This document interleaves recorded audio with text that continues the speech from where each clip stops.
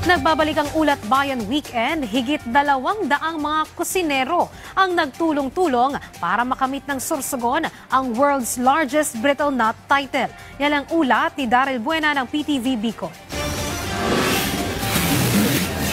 World's Largest Nut Brittle, yan ang pinakabagong titulo na naitala ng lalawigan ng Sorsogon matapos na isagawa ang official attempt ng Guinness World Records sa mga organizer na sabay-sabay na nagluto para masungkit ang nasabing world record.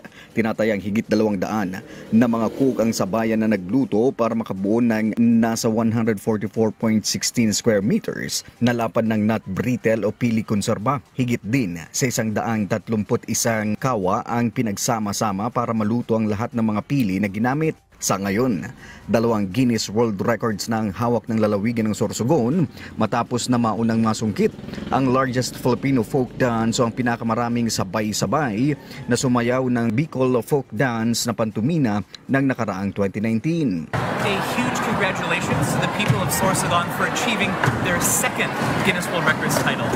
It has been a true pleasure to be here today for this event, and congratulations again to everyone here. You're officially amazing.